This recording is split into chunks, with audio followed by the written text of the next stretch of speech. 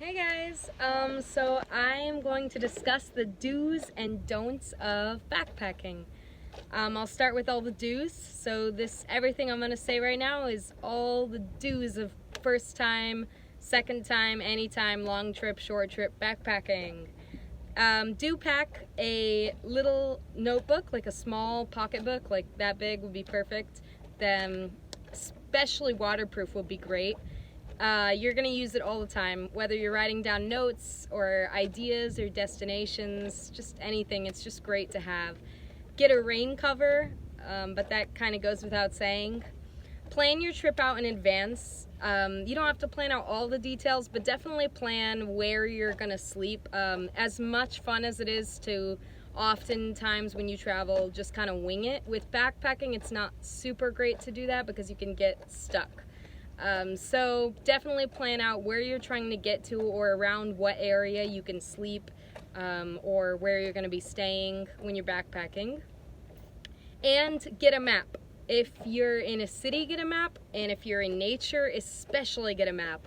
Especially in places like Europe where there's so many just trails all interconnected everywhere. Not only does a map help you not get lost, but it also can help you find really cool things. So for example, you might discover a lake and decide to go on that route, or you might see another path and you're like, what? Where is that? And you look on your map and you figure out it's a shortcut. So having a map is fantastic. I always have a map when I travel. I love maps. And take it easy. That kind of goes with the whole getting a map thing. If you, like I said, if you see something that you just decide to stop here or there, definitely just take it easy, relax. Don't overstrain yourself. Take some breaks. There's not a big deal if you take breaks. It's not a big deal if it's too heavy. Just take off your pack for a while and go swimming, whatever. Take it easy and be flexible. Change your destination if you have to. Have various meal options. Even if you have a camp cooker or a stove, or if you're planning on using a fire, anything could happen. Have plenty of plan B options for meals. Crackers and cheese, just anything that you don't need to cook, and then things that you do need to cook. Just have many options. Worst case scenario, and also just it's good to have options. If you're not in the mood for something, it's really great to have options. So have plenty of food options and meal options. And definitely follow a gear list. Even if you just look it up on rei.com, follow a gear list, because you might forget something, and you can't forget something when you're backpacking. So follow a gear list, and before you leave, just check everything off the list. Make sure you have everything you're going to need. If you make the list yourself, still refer to sites, refer to other backpackers, make a gear list. This is not a gear video, but yeah, find a gear video, find a gear list online, and check everything and make sure you have everything on that list that says is essential. And bring a water filter or water tablets. Even if you're in a foreign country, it's always good to have, because you don't know when there might be an opportunity to get water, but it's not clean, and there's not an opportunity to get clean bottled water or clean pure water, or you might run out of water, or anything could happen, and you just need to have a water filter, especially if you're in nature, or water tablets for impoverished countries or countries with poor water quality. And bring extra tissues and bring a handkerchief. Again, it sounds like common sense, but also just bring a handkerchief, like one of those cloth ones.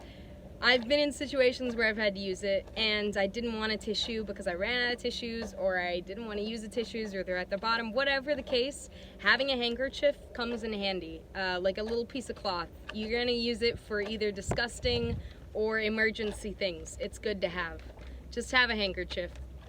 And have a knife that's easily accessible, even if there's not really any danger. Just especially as a woman, it just makes you kind of feel safe to have your knife right on the side, like a pocket knife, as well as a knife, not a huge one, but a safety knife. And it comes in handy all the time if you're in nature. So definitely have your knife in a place that's super easy to access, right in your side pocket of your bag, and it makes you feel safe.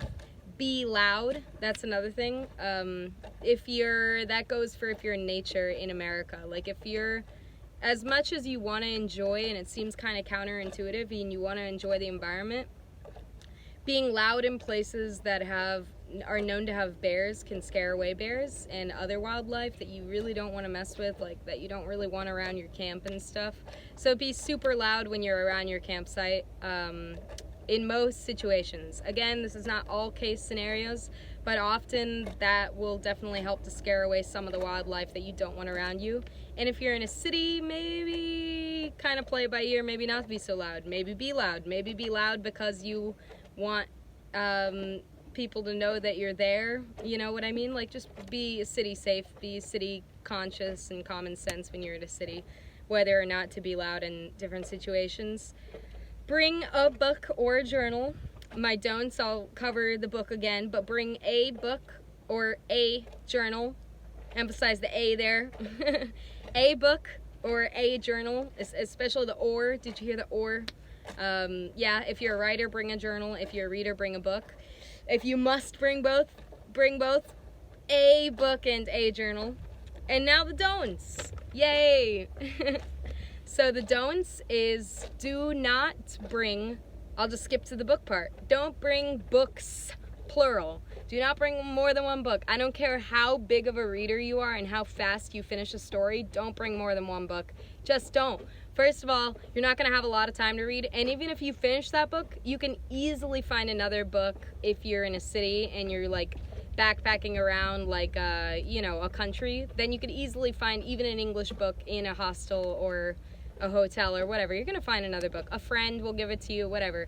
And if you're backpacking in nature, you're not going to be reading a lot because it gets dark like an hour after you get to camp. And like I said, a book. And even if you finish the book, great. If you meet another backpacker, trade books. Don't bring more than one book unless the other second book is that light. But seriously, just don't. You're gonna regret it. It's one of my biggest mistakes that I made. You're going to regret it. Everybody thinks, oh, I'm such a reader, I have to. I can carry it, but don't. It's gonna be, you're gonna hate those books halfway through your trip. You're gonna hate them. Again, another point, don't bring too many clothes. It may be gross to you if you're not a real backpacker, but bring half of so if you're backpacking for 5 days, bring 2 shirts, 2 or 3 pairs of pants, and then of course 5 underwear if you have to, unless you get awesome icebreaker underwear or something like that and you can wear them more than once or wash them in a pond or something. As minimal as possible.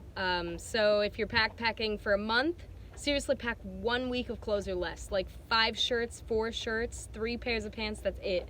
Nothing. 5 and that's it. 1 jacket, 1 of everything. It's way too heavy. And you can do it, but it's gonna suck. Like, I've done that, I've been there, I packed way too many clothes. I thought it wasn't a lot, it was way too much. 3 pairs of everything and you're good. 5 pairs of underwear. Just do laundry. Buy like, there's some awesome like wilderness wash that you can get at any backpacking store and use that to wash your clothes, and it's biodegradable. Telling you, light is better. Light is better. Even if you're a strong chick and you think you could do it, don't. Wear cotton. Sorry, we're on the don't section. Whoops, scratch that. Don't wear cotton. It is heavy, you sweat in it. Try to avoid cotton. It's heavy and it's not really, like, it doesn't dry fast. It is not great for hiking and backpacking. Wear polyester if you can. Like super lightweight things, not cotton, but something super lightweight and like breathable is great. Like the same stuff you'd wear for hiking, and pack 4 of them or 3 of them. And if you must pack like a jacket or something, honestly look into getting, you know, like the thermals that people wear when they go skiing, and if you're a skier, you know what I mean. Just pack a thermal if it's cold, like 2 of them and you're good. Like a tank, like don't wear a tank top, but like that's another don't. Don't wear a tank top because you'll get rubs on your shoulders from the backpack. So wear a sleeve that covers your shoulders, plus sunburns and stuff. And pack like a super lightweight but warm, like something you'd wear to go skiing, long sleeve.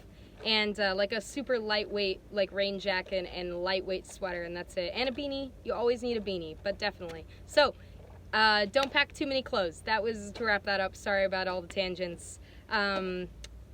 Don't this seems like common sense, but you might make the mistake, and I've made it before. Don't get too inebriated. Don't, like, try not to, whatever substance you're taking, don't take too much of it. Just don't. You might get lost. You might get stupid. Don't do it. It's not a great idea.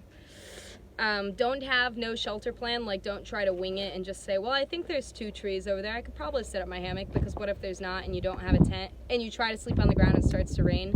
Sure, you'll survive, but it's not a fun time. So have a plan A and a plan B for your shelter. Have a plan for your shelter. Have a plan of what you're gonna do and where you're gonna stay. Don't bring canned foods.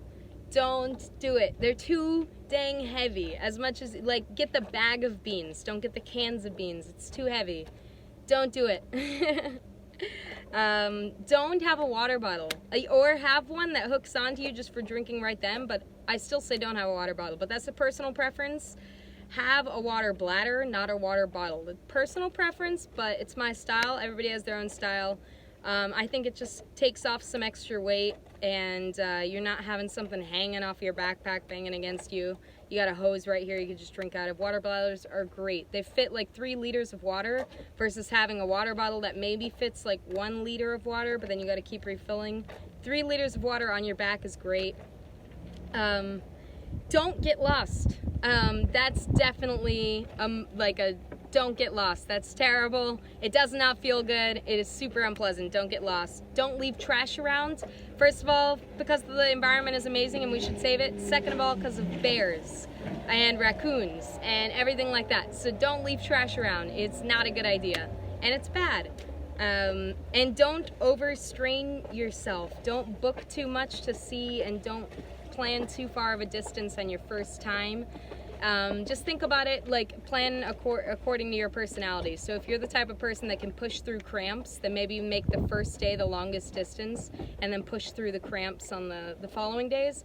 But if you're the type of person that really can't handle like cramps and pain, then make the first day the shortest, and then once your muscles start to build further along, raise your distances. If it's like a 5-day trip, then you know the last day the longest distance. But again, if you're more of a get the longest distance the first day and then have a miserable time the rest of the days, then make the first day your longest distance.